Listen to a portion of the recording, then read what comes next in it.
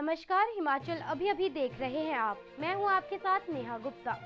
जैसा कि आप सभी जानते हैं कि क्रिसमस का पर्व अब आने वाला है। क्रिसमस का पर्व ईसा मसीह के जन्मदिन के रूप में मनाया जाता है, लेकिन ये त्योहार सेंटा के बगैर अधूरा है। सेंटा क्लॉज का नाम सुनते ही आंखों के सामने एक ऐसे शख्स की इमेज क्रिएट होती है जिसकी सफेद लंबी सी दाढ़ी है, लाल रंग के कपड़े पहनता है, सिर पर टोपी लगाता है और हाथ में एक पोटली लिए रहता है जिसमें ढेर सारे गिफ्ट्स रखे होते हैं। सेंटा का ये रूप बच्चों को बहुत पसंद है, इसलिए क्रिसमस के दिन जगह जगह सेंटा के कपड़े टोपी लगाए बच्चे आपको तमाम जगह मिल जाएंगे। लेकिन सवाल ये उठता है कि क्या ये सेंटा एक कल्पना मात्र है या वाकई इस तरह का कोई सेंटा पहले भी कभी रहा होगा।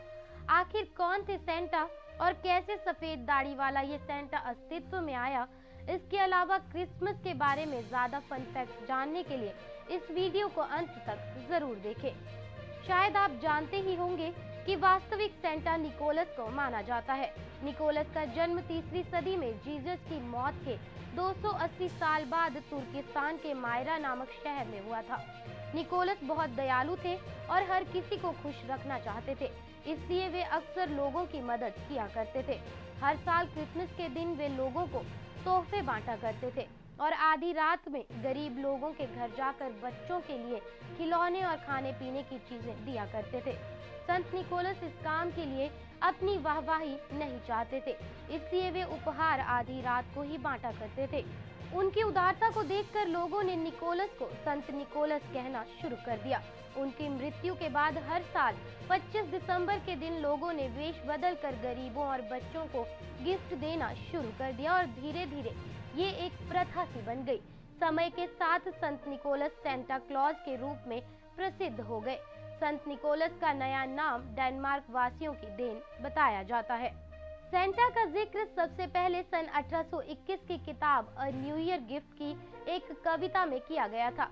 इसमें सेंटा की एक तस्वीर भी छापी गई थी।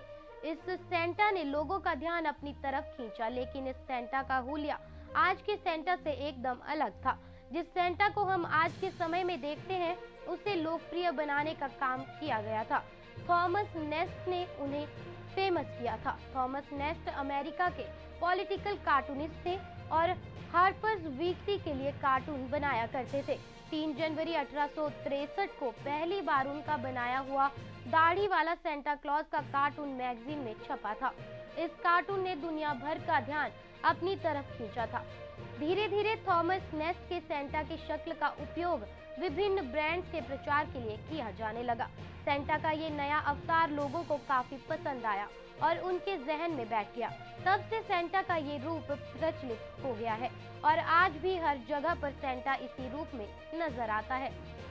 इसके अलावा क्या आप जानते हैं कि आखिर सेंटा रहता कहाँ है? अगर नहीं तो बता दें कि आपके चहेते सेंटा क्लॉज का घर एक बर्फीले इलाके में है, जहां लगभग पूरे साल ही ठंड रहती है। सेंटा का असली घर फिनलैंड के रोवेनेमी शहर में है। सदियों से प्रचलित कहानियों में भी यहाँ से ही सेंटा दुनिया भर के बच्चों के लिए अपनी पारंपरिक स्लेज में गिफ्ट लेकर निकलते रहे हैं। आज भी सेंटा यहाँ पर ही बच्चों के लिए गिफ्ट रखने में लगे रहते हैं। बता दें कि सेंटा यहाँ पर अकेले नहीं बल्कि अपनी पत्नी और अन्य कई सारे एल्विस और रेनडियर के साथ रहते हैं। ये उनके सबसे करीबी माने जाते हैं। उनका घर भी काफी विशाल है। इसको सेंटा की देन भी कहा जाता है, जिसका अर्थ है सेंटा का निजी स्थान। क्रिसमस के मौके पर उनका ये घर बेहद खूबसूरत दिखाई देता है। बर्फ से ढका ये घर लाइट जलने पर जगमगा उठता है।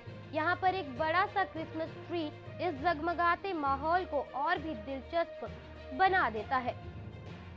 अभी के लिए बस इतना ही, फिर मुलाकात होगी। नमस्कार।